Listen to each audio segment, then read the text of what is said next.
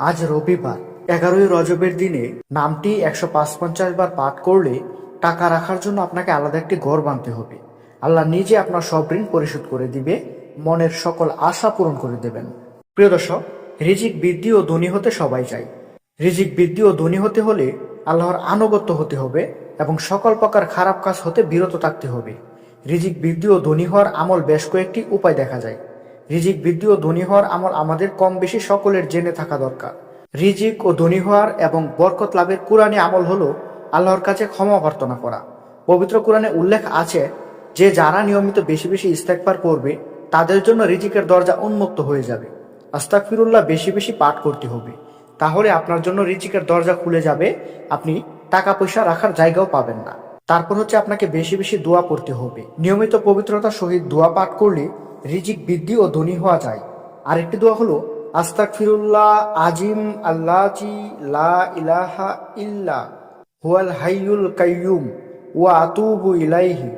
এই দোয়ার অর্থ হচ্ছে, আমি আল্লাহর নিকট ক্ষমা প্রার্থনা করছি, যিনি ছাড়া ইবাদতের উপযুক্ত কোনো উপাস্য নেই, যিনি চিরঞ্জীব ও চিরস্থায়ী। আমি তার কাছে তওবা করছি। তো এগুলো প্রতিনিয়ত পাঠ করলে আল্লাহ তাআলা আপনাকে ক্ষমা করে দিবেন এবং রিজিক বৃদ্ধি করবেন, ধনী বানিয়ে দিবেন। নিজেকে স্বাবলম্বী করতে হলে দ্রুত বড়লোক হওয়ার দোয়া জানা অনেক গুরুত্বপূর্ণ। সচরাচর মুসলিম জাতির নিজেদের সচ্ছলভাবে চলার ও দ্রুত বড়লোক হওয়ার অনুশীলন করে থাকে। তাই সকলেরই দ্রুত বড়লোক হতে চাইলে দোয়া, জিকির এবং আল্লাহ তাআলার ইবাদত বেশি বেশি করে পড়তে হবে, তাহলেই আপনি সচ্ছলতা লাভ করতে পারবেন। তারপর হচ্ছে ঋণ মুক্তি। আল্লাহ তাআলা বলেছে, যে ব্যক্তি আল্লাহ তাআলার নাম বেশি বেশি পাঠ করবে এবং আল্লাহ তাআলার ইবাদত বেশি বেশি করবে, ওই ব্যক্তিকে আল্লাহ তাআলা খুশি করে দিবেন। মানে ওই ব্যক্তির উপর আল্লাহ তাআলা খুশি হয়ে যাবে, এবং আল্লাহ যদি কোনো ব্যক্তির উপর খুশি হয়ে যায় তাহলে সেই ব্যক্তির জন্য আর কি লাগে? সে ব্যক্তির জন্য তো আল্লাহ তাআলাই যথেষ্ট হয়ে পড়ে সবকিছু আসান করে দেওয়ার জন্য।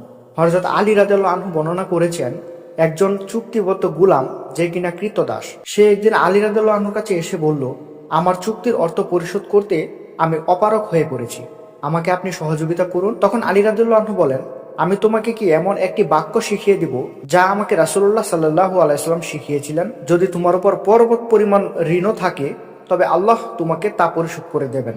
তখন আলী রাদিয়াল্লাহু আনহু বললেন, তুমি বলো, আল্লাহুম্মা কফিনি বিহাল্লিকা আন হারামিকা ওয়া আগনিনি বিফাদলিকা আম্মান সিওয়াক।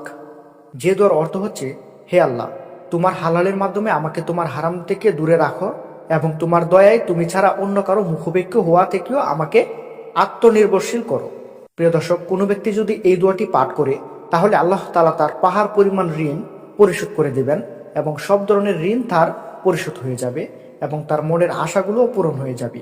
মনের আশা পূরণ করার জন্য আল্লাহ তাআলার কাছে অবশ্যই বেশি বেশি করে চাইতে হবে।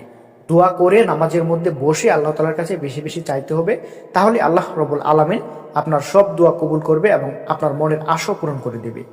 তো প্রিয় দর্শক, আজকের ভিডিওটি এখানে শেষ করতে হচ্ছে। ভিডিওটি ভালো লাগলে অবশ্যই একটি লাইক করবেন এবং আমাদের চ্যানেলে নতুন হয়ে থাকলে সাবস্ক্রাইব করবেন। আসসালামু আলাইকুম, আল্লাহ হাফেজ।